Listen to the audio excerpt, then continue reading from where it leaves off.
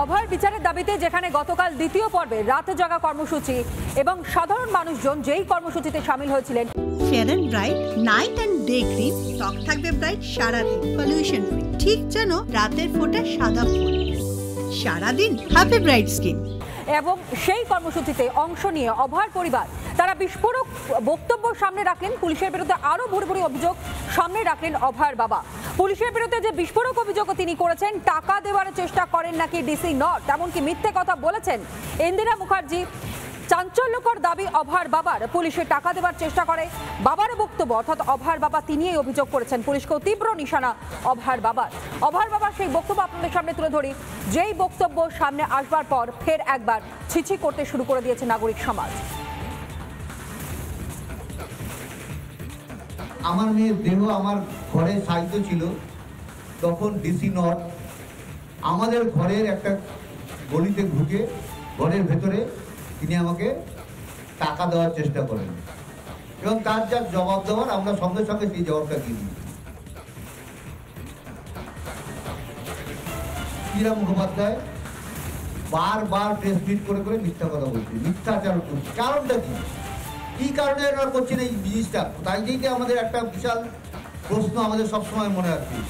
DC central Indira Mukhopadhyay বারবার press meet করে করে মিথ্যা কথা বলছে, মিথ্যাচার করছে। কারণটা কি, কি কারণে এরা করছেন এই জিনিসটা? তাই যেইটা আমাদের একটা বিশাল প্রশ্ন আমাদের সবসময় মনে আছে। একমাত্র কন্যা সন্তানকে হারিয়ে যে বাবা শোকস্তব্ধ হয়ে পড়েছেন, তিনি আরো অভিযোগ করেছেন, যেখানে তিনি অভিযোগ করছেন যে কোনো মেডিকেল পরীক্ষাই হয়নি, কেন আত্মহত্যা বলা হলো। অভয়ের বাবা তিনি প্রশ্ন তুলেছেন, তদন্ত করতে হাসপাতালে দেরি হলোই বা কেন? সন্ধ্যে 6টার পর ময়না তদন্ত করা হয়, রাতে 11:30টায় এফআইআর দায়ের করা হয়। ধামাচাপা দেওয়ার এত মরিয়া চেষ্টা পুলিশের, কিন্তু কেন, কার নির্দেশে পুলিশের এই রকম সক্রিয়তা নজরে পড়ে? প্রশ্ন তুলেছেন অভয়ের বাবা।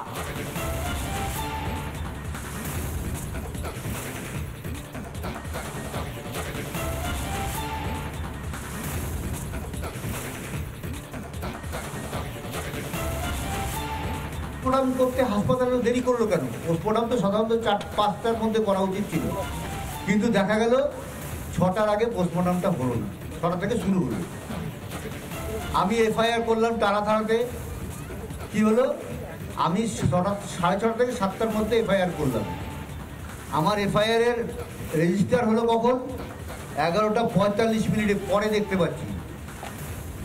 ডাক্তার এখানে, এত ডাক্তার থাকা সত্ত্বেও, এত কিছু জানার পরেও পুলিশ একটা আনন্যাচারাল ডেথ কেস করলো, ডায়েরি করলো। কি কারণে? হাসপাতাল কর্তৃপক্ষ, পুলিশ কেউ এফআইআর করলো না, যেটা সবার আগে দরকার ছিল, করেনি।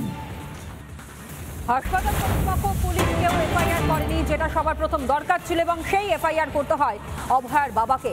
আর এখানে তিনি যেমন প্রশ্ন তুলেছেন, ঠিক তার পাশাপাশি আরো চাঞ্চল্যকর অভিযোগ করেছেন তিনি।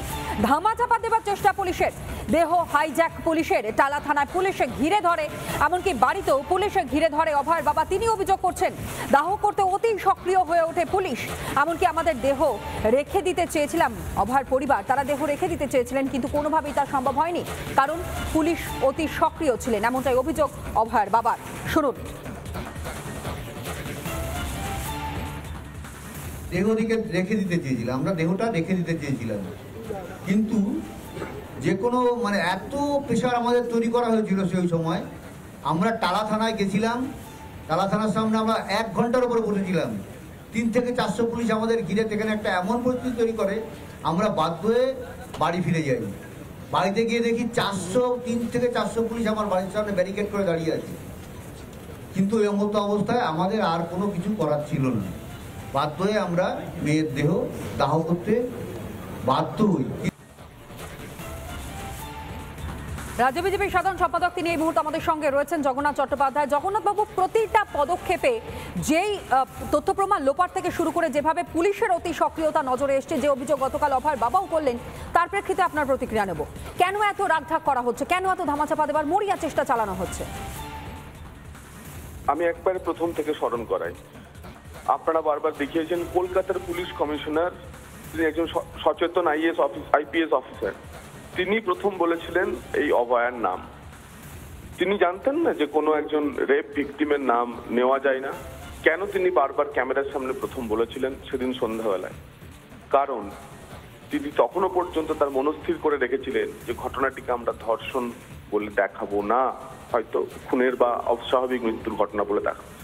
পুলিশ কমিশনারের যে মানসিকতা ছিল সেটাই প্রমাণ হচ্ছে যে 10টা 10-এ আরজিকর ফাঁড়ি যখন খবর পেল এরকম একটি মৃতদেহ পড়ে আছে, রাত্রি 11টা 45-এ এফআইআর করেও সেই অস্বাভাবিক মৃত্যুই মামলায় রুজু করা হলো একেবারে পরিকল্পিতভাবে।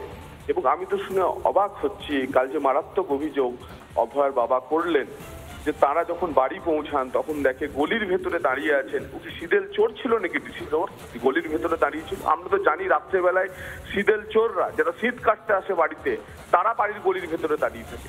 ডিসি নর্থ কেন দাঁড়িয়েছিল আর কে পাঠিয়েছিল তাকে? আজকে ডিসি নর্থকে সিবিআই কে ডেকে জিজ্ঞাসা করতে হবে যে কে তাকে টাকা অফার করতে পাঠিয়েছিল এরকম একটি ঘটনাকে ধামাচাপা দেওয়ার ক্ষেত্রে। এবং এতে তো প্রমাণ হচ্ছে যে তার মেরুদণ্ড সোজা ছিল বলে তিনি ওই টাকার অফার নেননি। কিন্তু বহু গরিব মানুষ যার কন্যা সন্তান ধর্ষিতা হওয়ার পর, খুন হওয়ার পর সরকার সেই ঘটনা ধামাচাপা এইভাবেই দেয়, পুলিশকে ব্যবহার করে।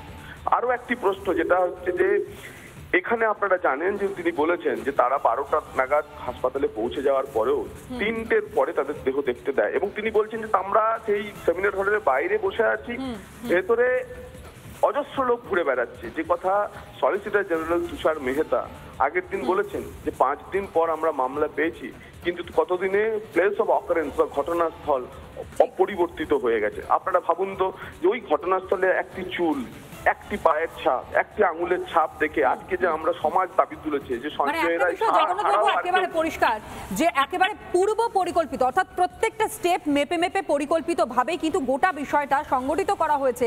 অপরাধের পর মুহূর্তে সেই অভিযোগটাই অভয়ার বাবা তিনি করছেন। অনেক অনেক ধন্যবাদ জানাই আপনাকে এই মুহূর্তে। এমনকি অভয়ার দেহ বের করতে তাড়া দেওয়া হচ্ছিল, কিন্তু কেন? পরিবারের বারণ সত্ত্বেও দেহ দাহ করা হয় তড়িঘড়ি। পুলিশের বিরুদ্ধে বিস্ফোরক অভয়ার পরিবার, বিস্ফোরক অভিযোগ অভয়ার ভাইয়ের প্রমাণ লোপাট করতেই কি তড়িঘড়ি দেহ দাহ করে দেওয়া হয়?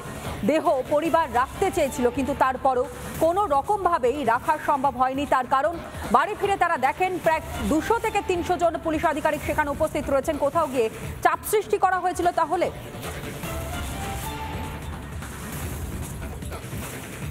আমরা বুঝতে পারিনি যে বডিটাকে হসপিটাল থেকে বের করার এত কি তাড়া ছিল প্রশাসনের। আমরা বডিটা বের করার সময় তো অনেকবার বারণ করেছিলাম প্রশাসনকে যে আমাদের সময় দিন, কিন্তু জানি না আমাদের বডিটা বের করার জন্য যে এত কি তাড়া ছিল, বা বডিটা দাহ করার জন্যই বা এত কি তাড়া ছিল। আমরা তো চেয়েছিলাম বডিটা থাক, কিন্তু সেই সুযোগ আমাদের প্রশাসন দেয়নি। আমরা শুধু সবার কাছে একটাই দাবি, যে নারকীয় কাণ্ডে যারা প্রত্যক্ষ বা পরোক্ষভাবে জড়িত তাদের দৃষ্টান্তমূলক শাস্তি হোক, এবং যারা এই ব্যাপারটাকে সম্পূর্ণভাবে ধামাচাপা দেওয়ার চেষ্টা করেছে তাদেরও সমানভাবে দৃষ্টান্তমূলক শাস্তি হোক, যাতে আমার আর হাজার হাজার কোটি কোটি বোনদের আর এই অসুবিধা জীবনে ফেস না করতে হয়।